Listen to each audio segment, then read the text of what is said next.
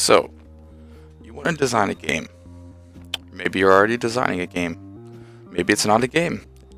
These philosophies can be applied to any sort of design, honestly, but we're going to approach it from the perspective of game design today because that's what I'm designing, and it uses all of the techniques that we'll talk about, and they can, like I said, be applied anywhere. Um, but, where do you start? Maybe you're already in the process of designing, maybe you just have an idea, maybe you have no idea. The good news is, there are no rules when it comes to design, except for there are some rules. Because the greatest thing about art and design is that it's one of the few places where there are both no rules and rules. See, it's art, and art is predicated on breaking the rules previously set and setting new rules. All the art we appreciate today is appreciated because it took the previous rules of art and broke them and made new rules, forcing the next people to take those rules, break them, and make their own. That's how art works. So, first things first, do not be afraid to take inspiration from anything, anywhere, anyone. If you have a game you like, and that's what you want to do it. Now, don't straight up rip it off, don't copy it. That's just, that's plagiarism, that's not original. But you can take your favorite things and make them better or make them more to your liking. That's fine, that's art. Take the things that work and use them differently. That's the key to good design, because the rules are the things that work. If you know something works, there's nothing wrong with using that technique or that style or that look or whatever it is. If it works, it works. So step one, what works for you? What do you want to do? It might be easy to come up with something. You might just want to build something you don't know what. That's fine too. I'm not here to tell you how to do it or what to do. I'm just here to help maybe get your brain juices flowing. So for me, it's easy. I have so much information, pop culture, almost 40 years of video games, literature, art, science, everything floating around in my head. So for me, it's pretty easy to just already have ideas and I'm like, yeah, I've been thinking about this for 20 years. Throw it together, boom. Or to take, all my favorite parts of something, throw them together, boom, you got it. So for me, it was pretty easy. When I hopped into Dreams, the first thing I wanted to do was make something familiar and something I've always kind of thought about, which is a very cartoony, cute Dark Souls type thing. So that's what I got to work on. It's pretty easy to come up with environments for me because, there's years and years of playing video games with environments. And like I said, you use what works. So you're going to have your typical, handful of environments, deserts, forest, scary place, you got to touch on all the different things to keep everything fresh.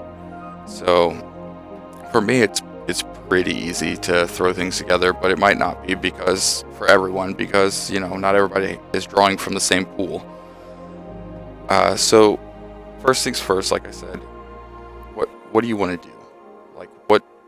Don't worry about what it looks like, just what is it? For me, it was, I wanted to make a game that was, I was something cohesive, something that went together, something that felt like a game. So, for me, I had to start with the character. So I designed out a character that, felt right for me. And I'll make more in-depth videos on the specifics of designing characters, designing environments, things like that. But for me, it was the character. So I didn't worry about environments. I didn't worry about anything else. I started with the character, and I made the character what I wanted. He did what I wanted him to do. Everything he needed was built into him, so I could just plop him into any environment or any scene that I make, and he would work. So that's the first thing I did. For me, when it comes to making a game, I think your best bet is, what are you doing? What do you want to do? Do you need a character? Okay, so what's your character? That's your main thing. You need to design that first and decide what he needs and what he's going to do. He or she. Sorry. Uh, anyway, uh, and that's where I started. So I built my character. I had ideas. I started in one place. I ended up with what you see behind you now, which I'm pretty happy with. It's almost exactly the way I pictured it in my head when I first picked up Dreams.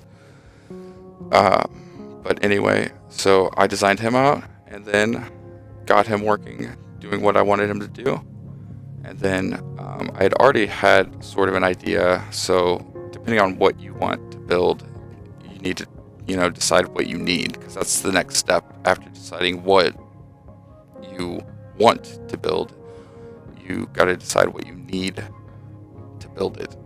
And so for me, like I said, the first thing I need was my character. And then what does my character need to do? So I made sure I addressed all the things I wanted him to do and needed him to be able to do.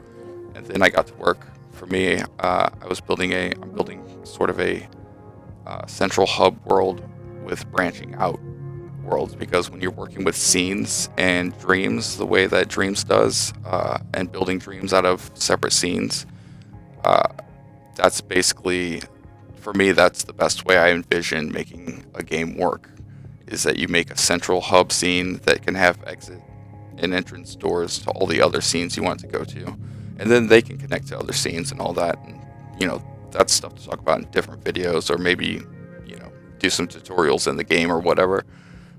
But that's how I approached it.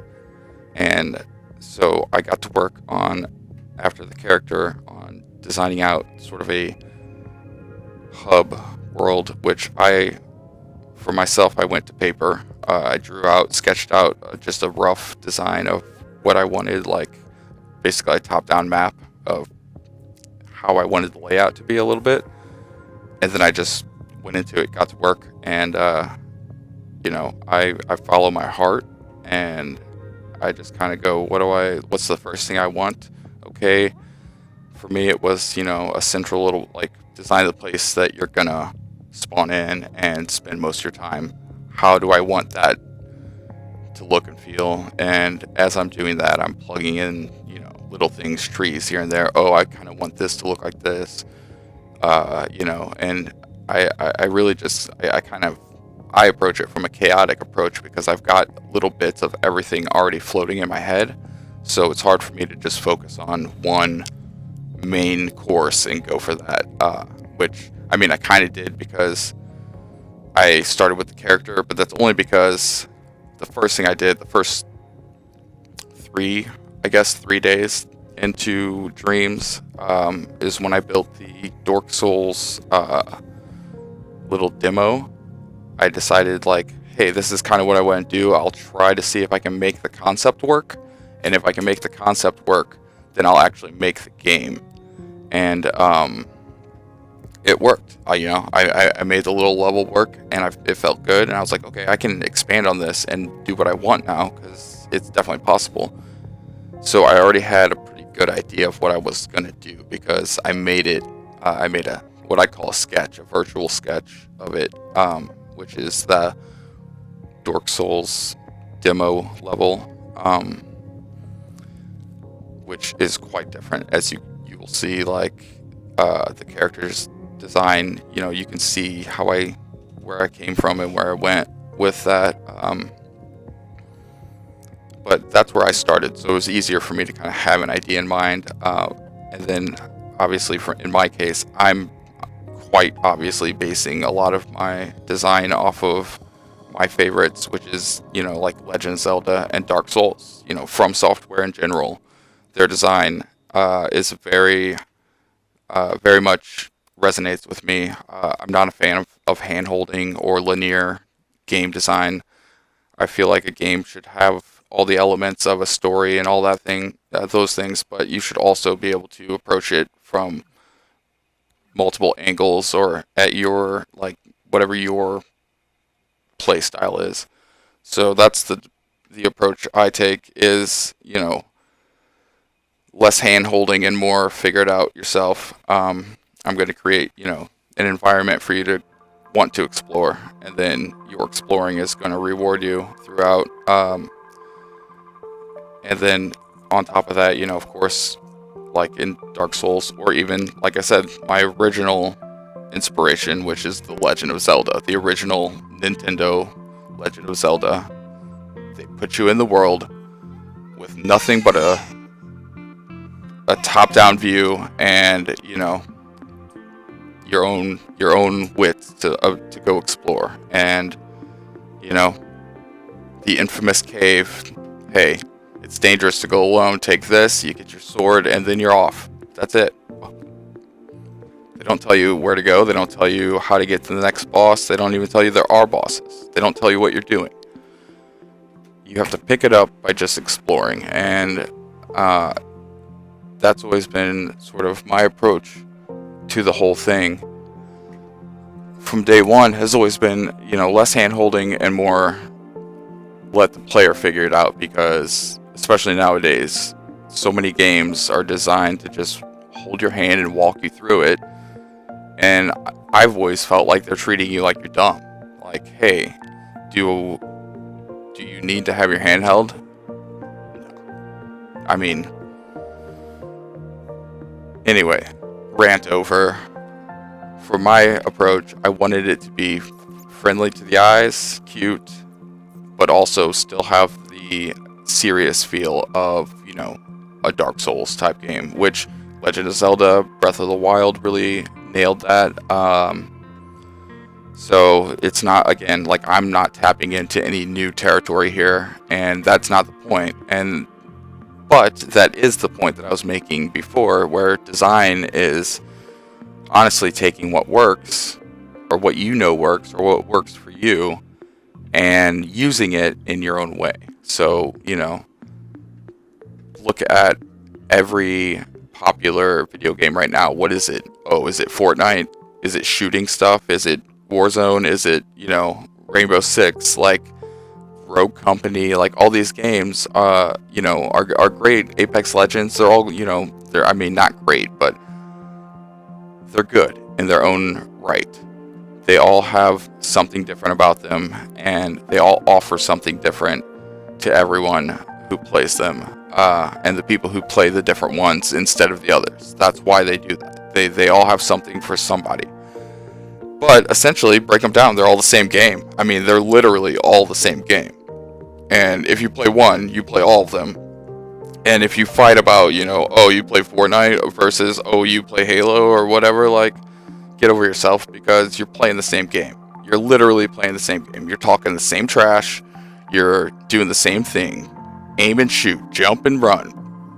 That's, most games are based on the exact same stuff. So don't sweat making your game so unique that it's completely different than anything else. Like, use what works, Use what works and go from there. My approach has always been to use what works from multiple things and put them together, and make something unique out of things. Like, good example, Borderlands. That's probably one of my first, well, not first, but one of my major inspirations when it came to like game design, from the perspective of like, oh yeah, why is there not a first-person shooter that's also an RPG action dungeon crawler loot grabbing extravaganza? Why is that not a thing? That should be a thing. Like, they were one of the first, well, I guess to my knowledge, they're really the first to put it together in that fashion of like, hey, what if we took Call of Duty and Halo and mixed it with Diablo and dungeon crawling and like that endless, grind. And then they expanded on that, and they were like, well, let's make this world, goofy and give it this touch. And due to their limitations, they, I don't know, probably not a lot of you know this unless you're actually fans of Borderlands and game design.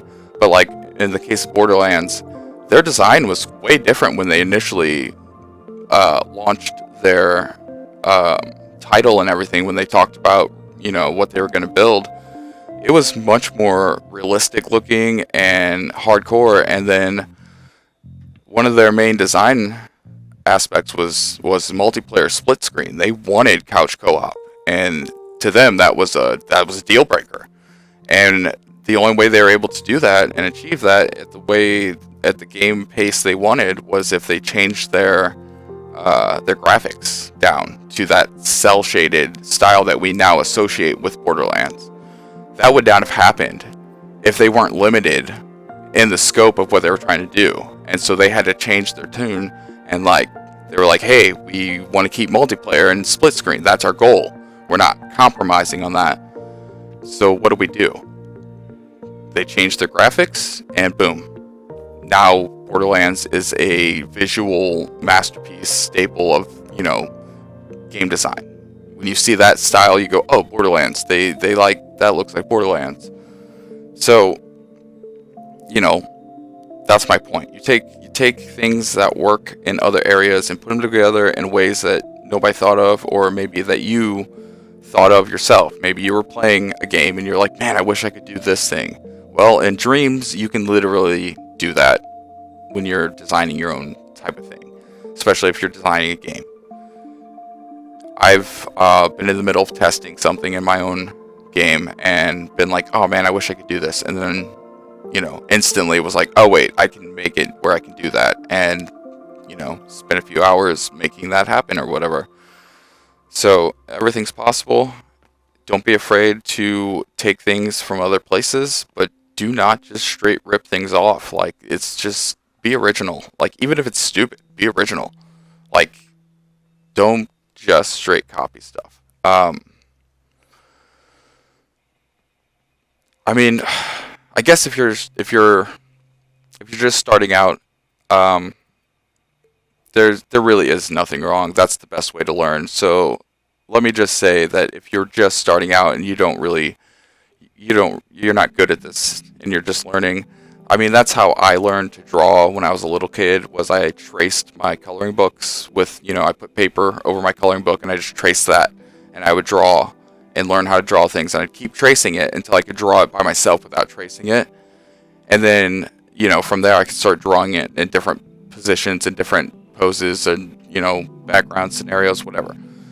The point is, I started with tracing, and it was, that's essentially what you're doing if you're just straight ripping something. So if you're doing it for the purposes of learning and designing and just basically sketching and doodling, then you can take shit, straight from the source and rip it if you want to, I guess. But if you're making something to put out there for yourself, or to say, hey, I did this, you can't just rip something straight from somebody else.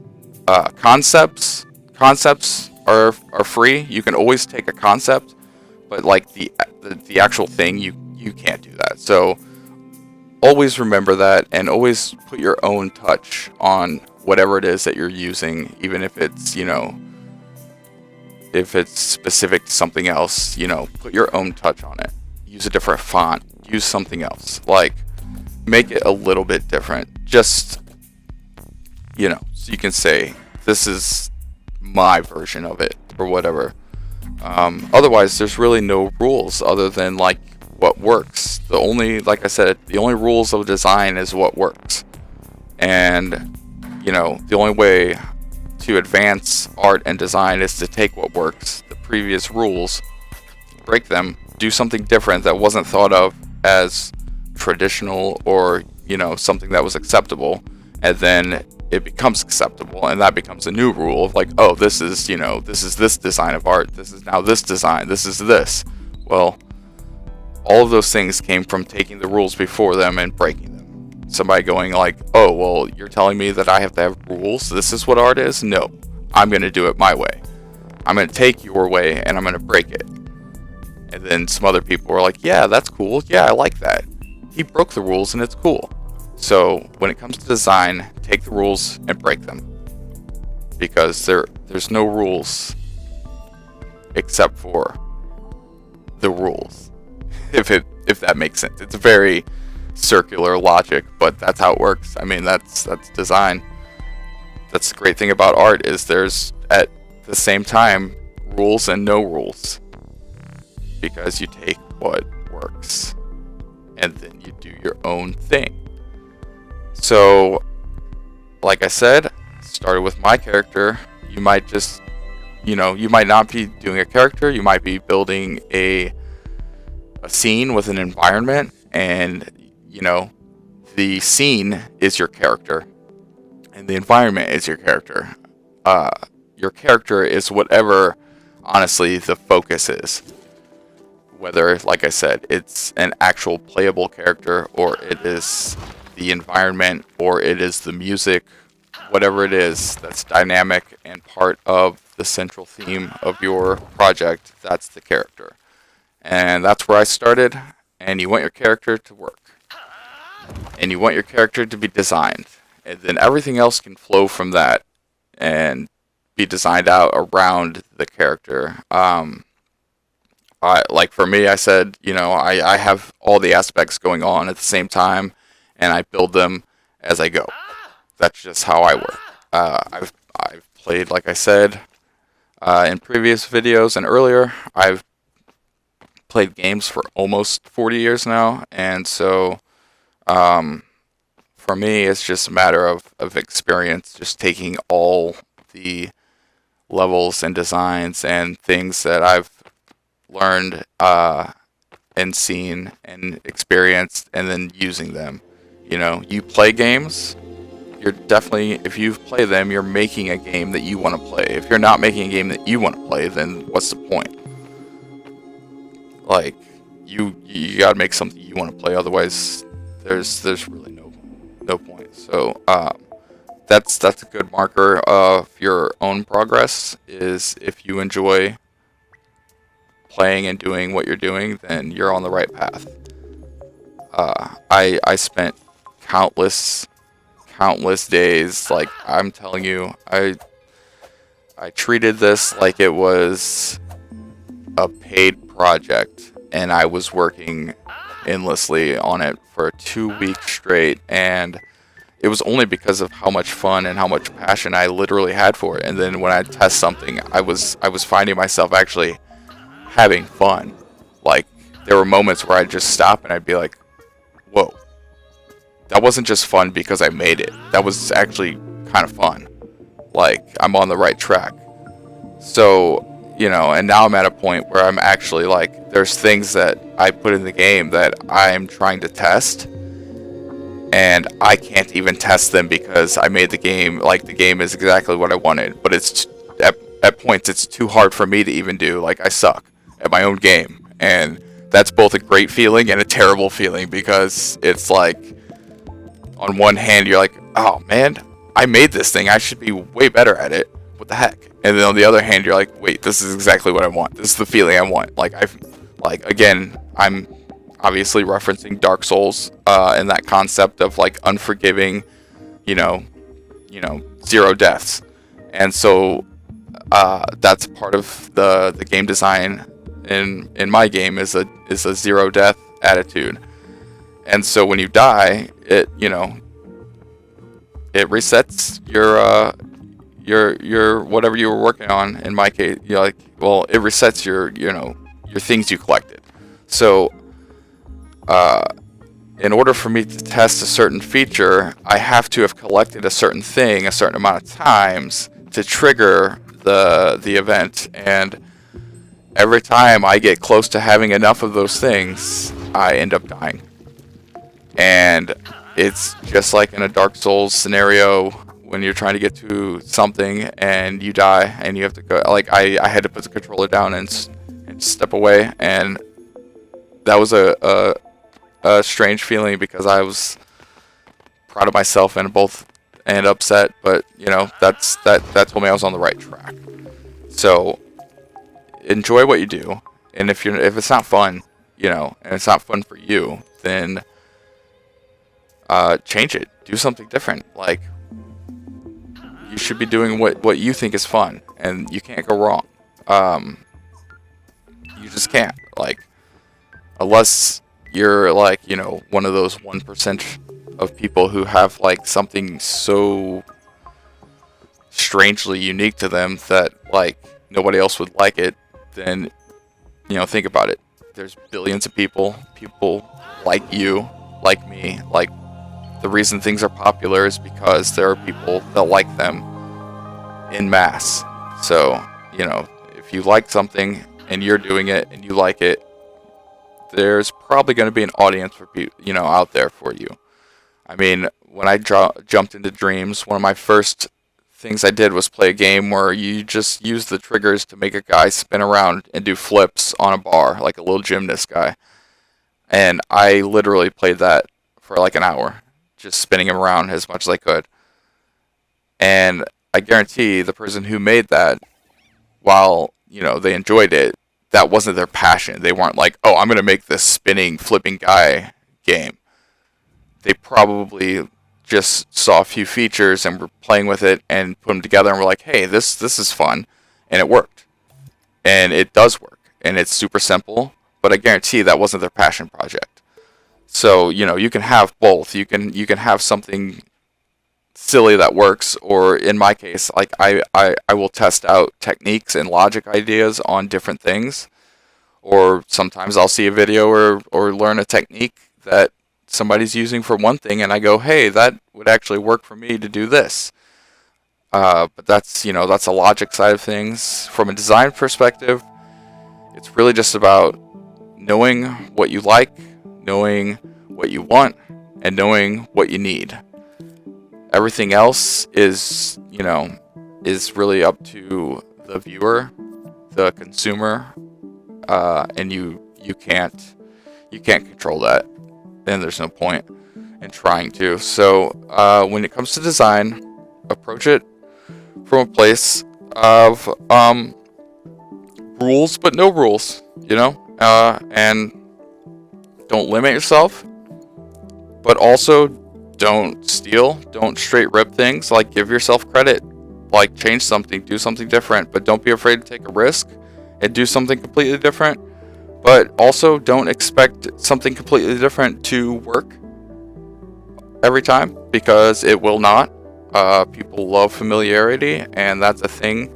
You know, that's why X button is always jump, you know, almost every time. That's why, you know, certain things stay the way they are, because it works. And why change it? You know, the Call of Duty button setup, it works so well that Halo changed their button setup to copy it, because people were going between the two, and it was a common complaint of, oh, the Halo controls are different. Oh, and they had the option built in, you know, you could change it to a Call of Duty style, but it wasn't, you know, well known. And it wasn't until, I don't know, Halo Reach, I think, that they adopted a more Borderlands Call of Duty style. But even Borderlands used that same controller style that Call of Duty coined, and Call of Duty took it from, you know, like Modern Warfare, Medal of Honor, like, you know, the predecessors.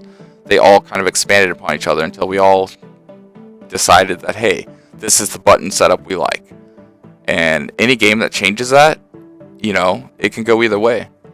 But for the most part, you know, stick with what's familiar. Add your own touch to it.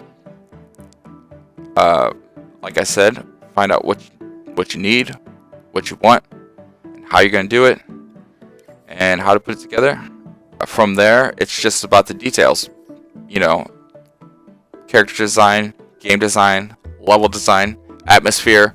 What are you trying to approach? What are you trying to accomplish? What do you want the viewer or the player or whatever it is? What do you want them to feel? What do you want them to experience? How do you accomplish that? And there's a multitude of ways to do all of those things, especially in Dreams itself. But just from the approach of design, possibilities are endless. It's all up to you. Like I said, I will be doing more specific videos on character design, the whys and hows of from my own approach. I will be doing more environmental atmosphere, how to craft the environment from sound to, you know, space. So if you're interested in game design or those sort of things, or my ideas or my approach, or if you've seen any of my previous videos on my Dreams worlds, and you're like, oh, I like this, whatever, you want to know more about it, I will be doing more in-depth videos about that. But in the meantime, thank you for watching. If you're still watching, don't limit yourself in your design. When you're just starting out or you don't know what to do everything. Just try it all. Throw it together, see what works, see what you like, and go from there. Don't put anything out that you claim as your own if it's completely ripped from something else.